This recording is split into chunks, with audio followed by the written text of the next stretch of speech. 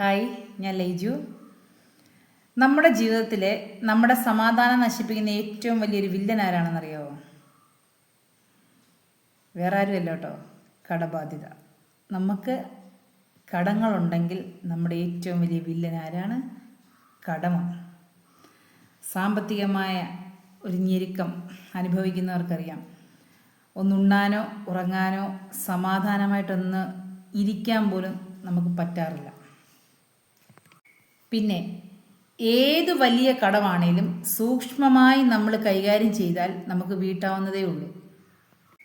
അതിനാദ്യം വേണ്ടത് ക്ഷമയാണ്. ക്ഷമ നന്നായിട്ട് വേണം. ക്ഷമയും പിന്നെ അച്ചടക്കം എന്ന് പറഞ്ഞാൽ നമ്മുടെ അടക്കത്തോടെയുള്ള ജീവിതം എന്ന് വെച്ചാൽ വലിയ ദൂരത്തൊന്നുമില്ലാതെ കയ്യിൽ വരുന്ന പൈസയുടെ അനുസരിച്ച് ഉള്ള ചിലവുകൾ. അതാണ് ഞാൻ അച്ചടക്കം എന്നുദ്ദേശിച്ചത്. ആ രീതിയിൽ നമ്മൾ സൂക്ഷ്മമായി നിരീക്ഷിച്ചാൽ നമുക്ക് ഈ കടക്കണിയിൽ നിന്ന് രക്ഷ നേടാം. പിന്നൊരു കാര്യം എന്ന് പറഞ്ഞു കഴിഞ്ഞാൽ, ശത്രുവിനെ തിരിച്ചറിഞ്ഞാൽ മാത്രമേ നമുക്ക് യുദ്ധം ജയിക്കാനാവൂ. കാരണം നമ്മളുടെ മുൻപിൽ നിൽക്കുന്നത് ഏത് തരത്തിലുള്ള ശത്രുവാണോ അല്ലെങ്കിൽ ഏത് തരം എങ്ങനെയാണോ അതിനെ നാം ആദ്യം തിരിച്ചറിയണം. അതെങ്ങനെ ചെയ്താലാണ് ഞാൻ ഈ കടത്തെക്കുറിച്ചാണ് ഉപമ പറയുന്നത്. അതിനെ ഏത് രീതിയിലാണ്, നമ്മുടെ കടത്തിൻ്റെ വലിപ്പവും ചെറുപ്പവുമുണ്ട്, കൂടിയ കടവും താഴ്ന്ന കടങ്ങളുമുണ്ട്. അപ്പം അതിനനുസരിച്ചിട്ട് വേണം നമ്മൾ ജീവിച്ചാൽ മാത്രമേ നമുക്ക് രക്ഷ നേടാൻ പറ്റത്തുള്ളൂ. അതുകൊണ്ടാണ് ശത്രുവിനെ അറിഞ്ഞാൽ മാത്രമേ നമുക്ക് ജയിക്കാനാവൂ എന്ന് പറയുന്നത്. നമ്മുടെ കടങ്ങൾ എത്രത്തോളം ഉണ്ടെന്ന് നമ്മൾ ആദ്യമേ മനസ്സിലാക്കുക, പിന്നെ അതിനനുസരിച്ച് ജീവിക്കുക. പിന്നുണ്ടല്ലോ, ആഡംബരമല്ല അതിജീവിതമാണ് പ്രാധാന്യം.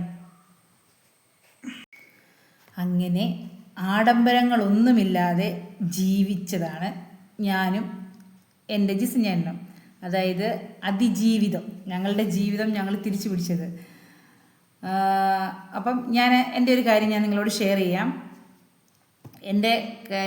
ജിസ്ഞാൻ എന്നെ കല്യാണം കഴിക്കുന്ന സമയത്ത് 9 ലക്ഷം രൂപ കടക്കാരനായിരുന്നു. 1ഉം 2ഉം അല്ല, 9 ലക്ഷം രൂപ. ഇതെല്ലാം അറിഞ്ഞിരുന്നിട്ടാണ് കല്യാണം കഴിഞ്ഞതും എല്ലാം. അന്ന് ജിമ്മുണ്ടായിരുന്നു, അടിപൊളിയല്ലായിരുന്നു ജിമ്മ്.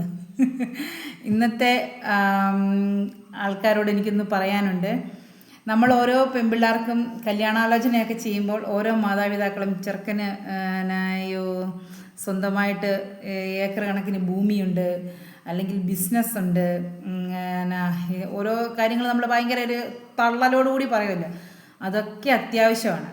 അതൊക്കെ നമ്മൾ നമ്മുടെ മക്കൾക്ക് കൊടുക്കുന്നതിനനുസരിച്ച് അതൊക്കെ നമ്മൾ നോക്കണം, ചെയ്യണം, കൊടുക്കണം. അതിനൊന്നും ഞാൻ എതിര് പറയുന്നതല്ല. പക്ഷെങ്കിൽ ഇതിലെല്ലാം ഉപരിയാണ് അവളെ പോറ്റാൻ കഴിയുമോ എന്നുള്ളൊരു ബോധ്യം നമുക്ക് വേണം. കാരണം ഈ സ്വത്തും വകകളും എല്ലാം ഇന്നല്ലെങ്കിൽ നാളെ ചിലപ്പം പോകാം, നമ്മളിൽ നിന്നും വിട്ടുപോകാം. പിന്നെ ഈ കെട്ടിക്കൊണ്ട് പോകുന്ന പെണ്ണിന് ചെലവിന് കൊടുക്കാൻ പറ്റുമോ എന്നുള്ളൊരു തൻ്റെ ഇടം വേണ്ടേ? അതാണ് ഞാൻ പറഞ്ഞ ആഡംബരമല്ല അതിജീവിതമാണ് പ്രാധാന്യം. നമ്മൾ ഏത് പ്രതിസന്ധി വന്നാലും അതിനെ തരണം ചെയ്യണം. ഇപ്പം അന്തസ്സോ ആഭിജാത്യമോ നമ്മുടെ സ്റ്റാറ്റസോ ഇതൊന്നും നോക്കി നമുക്ക് മുന്നോട്ട് ജീവിക്കാൻ പറ്റത്തില്ല. ഒരു 2 പിള്ളേരായി നമ്മളെങ്ങനെ ജീവിക്കും? അല്ലെ, ഞാൻ ഇന്ന പോലെ ഇരുന്ന ആളാണ്, ഞാനൊരു ഓഫീസിൻ്റെ തലപ്പത്തിരുന്നതാണ്, എനിക്ക് വേറൊരു പണി ചെയ്യാൻ കഴിയത്തില്ല എന്നുദ്ദേശിച്ചിരുന്നു കഴിഞ്ഞ് കഴിഞ്ഞാൽ ജീവിതം അവിടെ തീർന്നു. നമ്മൾ ഏത് പണിയാണേലും നമ്മൾ മാന്യമായിട്ട് ജീവിച്ചു കഴിഞ്ഞ് കഴിഞ്ഞാൽ ഏത് പണിക്കും ഒരു മാന്യതയുണ്ട്. ഇപ്പം നമ്മൾ ഇവിടുന്ന് മലയാളികളൊക്കെ കയറി ഗൾഫ് രാജ്യത്തിൽ ചെന്ന് ജോലി ചെയ്യുന്നത് എത്രയോ പേര് വണ്ടി കഴുകുന്നവരുണ്ട്, ഒട്ടകത്തിനെ മേയ്ക്കുന്നവരുണ്ട്. പക്ഷെ അവരിങ്ങോട്ട് വരുന്ന ലുക്കും ലഗാനമൊക്കെ കണ്ടു കഴിഞ്ഞ് കഴിഞ്ഞാൽ ഓക്കെ, നമ്മൾ അതല്ല പറഞ്ഞത്. നമ്മൾ അതുപോലെ നമ്മുടെ നാട്ടിൽ നമുക്ക് ജോലി ചെയ്യാൻ വളരെ ബുദ്ധിമുട്ടാണ്. അന്യനാട്ടിൽ പോയി നമ്മൾ എന്ത് പണി വേണേലും നമ്മൾ ചെയ്യും, അതിന് നമുക്കൊരു നാണക്കേടുമില്ല. പക്ഷേ അത് നമ്മുടെ സ്വന്തം നാട്ടിലോ വല്ലതും ചെയ്യുവാണെങ്കിലോ അടിപൊളിയല്ലേ? അങ്ങനെ ചെയ്യാനല്ല ഞാൻ പറഞ്ഞത്, ഞാനൊരു ഉദാഹരണം പറഞ്ഞതാണ്. അപ്പോൾ ഞാനിപ്പോൾ അതൊന്നും അല്ല പറഞ്ഞു വരുന്നത്. അതുമാതിരി ഏത് പ്രതിസന്ധി വന്നെന്ന് പറഞ്ഞാലും എന്തെല്ലാം നഷ്ടപ്പെട്ടെന്ന് പറഞ്ഞാലും ചെയ്യാനുള്ളൊരു ചങ്കൂറ്റം വേണം. ആ ചങ്കൂറ്റത്തെക്കുറിച്ചാണ് പറഞ്ഞു വരുന്നത്. ഞാൻ വലിയ ജിമ്മിൻ്റെ മുതലാളിയാണെന്നും പറഞ്ഞിരുന്നിട്ട് വല്ല കാര്യമുണ്ടോ? ഒരു കാര്യവും ഇല്ല. നമുക്ക് ജീവിക്കണ്ടേ? അങ്ങനെ ഈ 9 ലക്ഷം രൂപ വലിയൊരു ഭാരം തന്നെയാണ്. നമ്മളെ സംബന്ധിച്ച് നമുക്ക് അത് വീട്ടിയെടുക്കാൻ വളരെ പ്രയാസമാണ്. അതേസമയത്ത് നമുക്കും ജീവിക്കാം. നല്ല അടിപൊളി ഡ്രസ്സ്, സാധനങ്ങൾ എന്നൊക്കെ ഇട്ട് നമുക്ക് വേണേൽ ജീവിക്കാം. നമ്മുടെ കയ്യിൽ കിട്ടുന്ന വരുമാനത്തിൻ്റെ അതിനനുസരിച്ച് വേണേലും നമുക്ക് ജീവിക്കാം.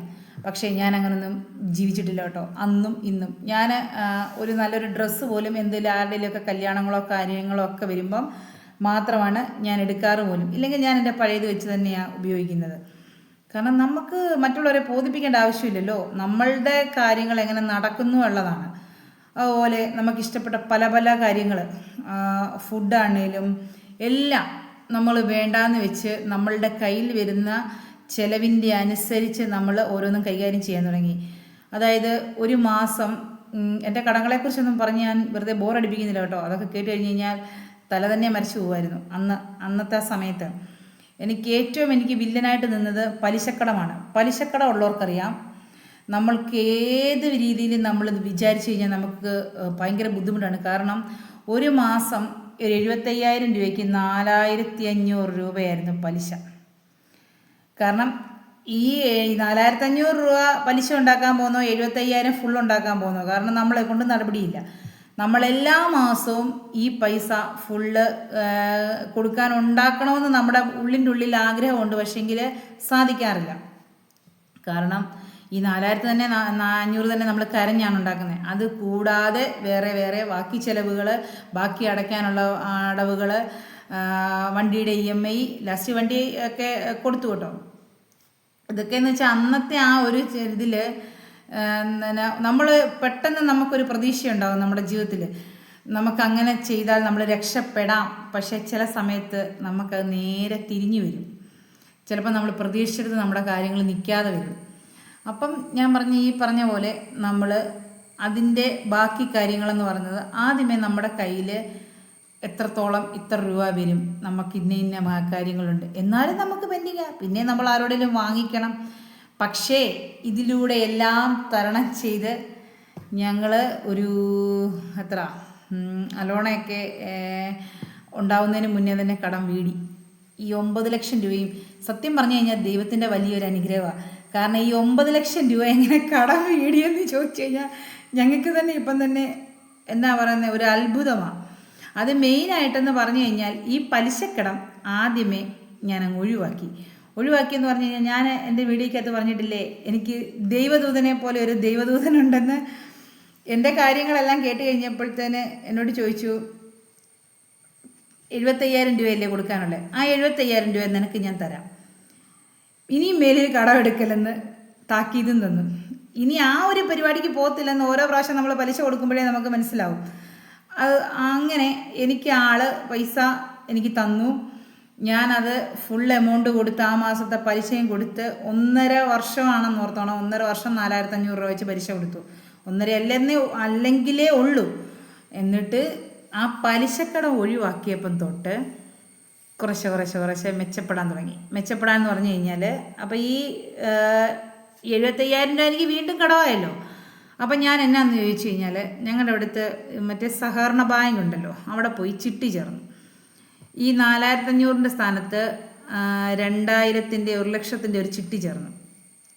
അതൊരു 10-12 മാസമായപ്പോൾ ഞാനത് ലേലത്തിൽ പിടിച്ചിട്ട് എനിക്ക് ആ പൈസ തന്ന ആൾക്ക് ഞാനത് തിരിച്ചു കൊടുത്തു. അപ്പോൾ എല്ലാ മാസവും ഈ 4,500-ൻ്റെ സ്ഥാനത്ത് എനിക്ക് 2,000 വരുന്നുള്ളൂ. പിന്നെ എനിക്ക് 2,500 മിച്ചമാണ്. അപ്പം ഞാനത് ഇതുപോലെ കുറച്ചുകൂടെ മുന്നോട്ട് പോയപ്പോൾ അടുത്ത ചിട്ടി ചേർന്ന് ഇതുപോലെ അതും പിടിച്ച് ബാക്കി കടങ്ങൾ തീർത്തു. അങ്ങനെ സ്റ്റാർട്ടിങ് ഒരു വർഷത്തിനിടയ്ക്ക് ഒരു 3 ചിട്ടി ചേർന്നു. 3 ചിട്ടി ചേർന്ന് ഉണ്ടായിരുന്ന ഓരോരുത്തരുടെയും കടങ്ങളും കാര്യങ്ങളും തീർത്തു ഏകദേശം. പിന്നെ നമുക്ക് ഈ പറയുന്ന വലിയ എമൗണ്ട് വരുന്നില്ല. അപ്പം നമ്മളൊരു മാസം നമ്മുടെ കയ്യിൽ നിന്ന് ഇറങ്ങുന്നതെന്ന് വെച്ച് കഴിഞ്ഞാൽ ഒരു 20 രൂപ 22 രൂപയുടെ അടുത്ത് നമുക്ക് ഈ കടങ്ങൾ തന്നെ വീട്ടാനുണ്ട് പലിശയായിട്ട്, അല്ലാതെ മുതലിലോട്ട് പോകുന്നതേ ഇല്ല. പിന്നെ ഈ പറഞ്ഞ പോലെ ചിട്ടി പിടിച്ചു എടുത്തും അത് ഓരോന്നും ഒഴിവാക്കി കഴിഞ്ഞപ്പം ശകലം ഒരു ആശ്വാസം വന്നു. പിന്നെ ബാക്കി കാര്യങ്ങൾ നമ്മുടെ യുക്തിക്കനുസരിച്ച് ചെയ്തു. ഈ പറയുന്നതുപോലെ എനിക്കും ആർഭാടത്തിൽ ജീവിക്കാം, അല്ലെ എനിക്കും എല്ലാവരും കാണിക്കുന്ന പോലെ ചെയ്യാം. ഇതൊന്നും ഞാനും ചെയ്തില്ല.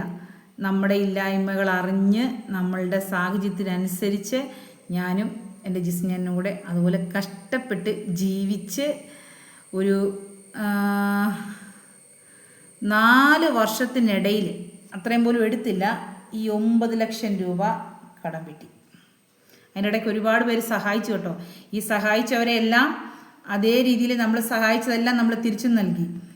അങ്ങനെ ഇത്രയും വലിയ കടക്കണിയിൽ നിന്നും പുറത്തു വന്നു. അപ്പം ഞാൻ നിങ്ങളോട് പറഞ്ഞതെന്ന് വിചാരിച്ചു കഴിഞ്ഞാൽ, എത്ര വലിയ കടങ്ങളാണേലും നമ്മൾ സൂക്ഷ്മമായി നിരീക്ഷിച്ചാൽ വീട്ടാവുന്നതേ ഉള്ളൂ എന്ന് ഞാൻ പറഞ്ഞില്ലേ. അതും നമ്മുടെ ആർഭാടമല്ല, അതിജീവിതമാണ് പ്രാധാന്യം. അതും കൂടെ നമ്മുടെ മൈൻഡിൽ വെക്കണം. മറ്റുള്ളവർ നമ്മളെ എങ്ങനെയും പറഞ്ഞോട്ടെ, ഇപ്പോൾ ഒരു പുതിയ ഡ്രസ്സ് ഇട്ടില്ല, അല്ലെ മറ്റുള്ളവരുടെ സ്റ്റാറ്റസിനനുസരിച്ച് നമ്മൾ നടന്നില്ല, ഇതൊന്നും നമ്മൾ കണക്കാക്കേണ്ട ആവശ്യമില്ല. കാരണം ജീവിതം നമ്മുടെയാണ്. നമ്മുടെ മെയിൻ വിഷയം എന്ന് പറയുന്നത് നമ്മുടെ കടം, അത് വീട്ടുക എന്നുള്ളതാണ്. കടക്കാരും കടം നമ്മൾ മേടിച്ചവരൊക്കെ വീട്ടിൽ വന്ന് നിൽക്കുക എന്ന് പറയുന്ന ഒരു അവസ്ഥ എന്നൊക്കെ പറഞ്ഞു കഴിഞ്ഞാൽ വല്ലാത്തൊരവസ്ഥ തന്നെയാണ്. അതുകൊണ്ട് ഈ ഏതൊരു കാര്യവും സൂക്ഷ്മമായി നമ്മൾ കൈകാര്യം ചെയ്താൽ തീരാവുന്നതേ ഉള്ളൂ. അപ്പോൾ ഞങ്ങളുടെ കടങ്ങളെല്ലാം വീടി ദൈവത്തിൻ്റെ കൃപ കൊണ്ട് ഇപ്പം കുറച്ച് ഗോൾഡുകൾ, അത് നമ്മൾ പിന്നീടുള്ള ഓരോ കാര്യങ്ങൾക്ക് വേണ്ടിയിട്ട് വെച്ച കുറേ കാര്യങ്ങളേ ഉള്ളൂ. അല്ലാതെ വേറെ ഈ പറയുന്ന പോലെ യാതൊരു കാര്യങ്ങളും ഇല്ല. എന്തായാലും ഞാനിപ്പോൾ ഹാപ്പിയാണ്. അപ്പം ഞങ്ങൾ അതിജീവിച്ച ഒരു കഥയല്ല, ജീവിതമാണ് നിങ്ങളോട് ഷെയർ ചെയ്തത്. എല്ലാവർക്കും ഇഷ്ടപ്പെട്ടാൽ ലൈക്ക് ചെയ്യുക, ഷെയർ ചെയ്യുക, കമൻ്റ് അടിക്കുക. അന്നേരം എന്നെങ്കിലേ നമുക്കും ഒരു എന്താ പറയുന്നത്, നിങ്ങളോട് സംസാരിക്കുമ്പോൾ ആ ഒരു ഇത് വരുന്നുള്ളൂ, പവർ. അപ്പോൾ ടാറ്റ ബൈ ബൈ, അടുത്ത വീഡിയോയിൽ കാണാം.